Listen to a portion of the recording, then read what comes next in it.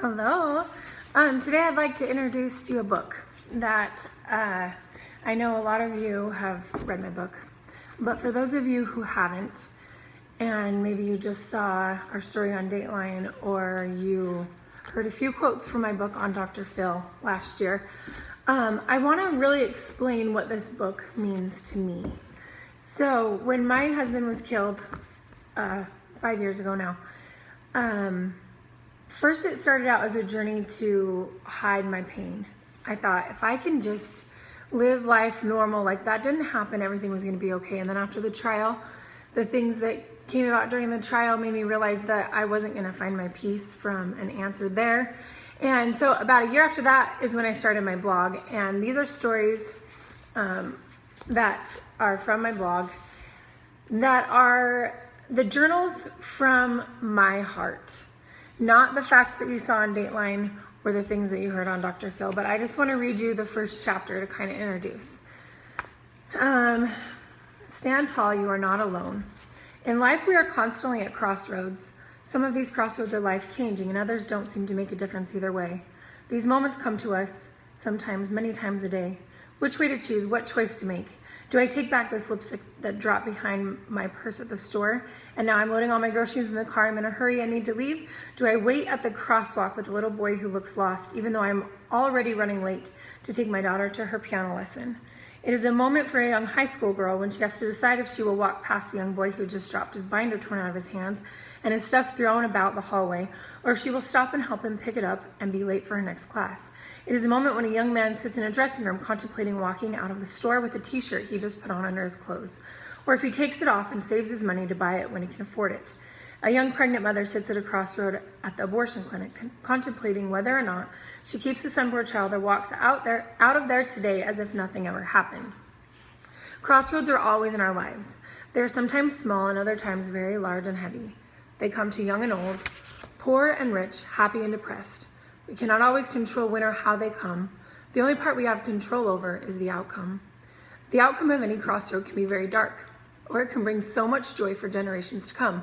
We will not always know the ripple effect that our decisions can have on others around us, but sometimes our decisions will change another person's life forever. My name is Ashlee. I'm a victim of murder. Through a series of events and by 2 shots of a gun, I was made a widow at the age of 28, with my youngest child just 6 weeks old. I am a victim of infidelity. I have felt unlovable. I have felt rejected. I have had days in my life when I wasn't sure if I would take another breath again, let alone be able to raise my 5 children by myself. I have lived in fear. I have felt much heartache. I have felt truly broken to my core. I have carried some heavy burdens, not only of my own, but burdens put upon my shoulders by the death of my husband. I have felt alone. I have felt humiliated. I have been humbled to my knees. I have searched my soul to find my worth in this world and in the life that was left for me. My world has been totally shattered. I have faced realities I never knew were possible and found strength within myself to keep up the fight and live every day as if it were on purpose. I have been carried by angels, both earthly beings and those unseen. I have found that being a victim doesn't mean we have an excuse to stop living. Being a victim means finding a reason for seeking a higher road.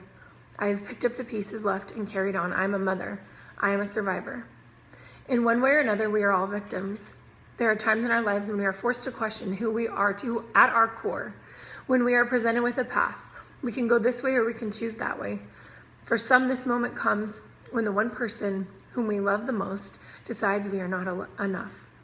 This person leaves us at a most vulnerable moment, alone to search within ourselves for who we really are. We are left trying to find who it is that was left behind. Sometimes the person we love dies. Sometimes it is merely an internal battle we are facing all alone inside our mind. Whatever the situation, wherever you have been hurt. You have felt alone. You've been abandoned either by your parents, your lover, your friends, complete strangers, or even yourself. We have all been at that crossroad where all we have left is ourselves.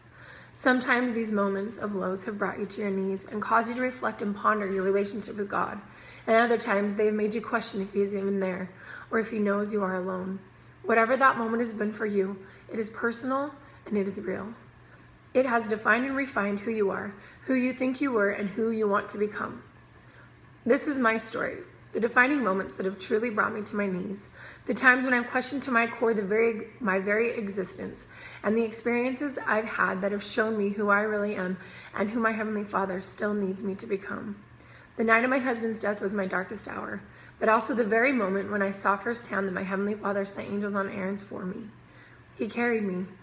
It was the hour when all my fears and all the pain of this world collided together, and He was there, putting back together all the pieces, one step at a time. You love it that I cry every time I talk. I haven't read that chapter in a really long time, but I felt this morning that I just needed to share it. And not just to promote my book, though I would love everyone to read it, because I feel like when people heal from reading it, I get to heal a little bit too when I get to hear your stories. But also just anyone out there who is feeling alone today. Maybe that moment, that grand moment of trauma has come to you in this very day. I just want you to know that you're not alone, that there is a path and there is a way to heal. And I am trying with all my heart to fight this urge to never talk about this stuff again. And this weekend, for some reason, has just been one of those weekends that I feel like all that I'm doing is worthless, but I don't care. I'm going to keep fighting, and I'm going to keep spreading this message that I have felt so strong to spread, that your Heavenly Father loves you, that wherever you are and wherever you've been and wherever you're going, He is there. And I'm going to be working hard to overcome this myself, but I also want all of you to know that you are enough. You are enough. Whether 400 million people hear your voice or it's just one, whatever you're doing, you're right where you're supposed to be. And God has a plan much greater than we do. And I hope that today, as you go out and start to find Him in your life, you'll also be able to find that plan and that purpose that you were made to live. And I hope you have a wonderful Monday and a great week.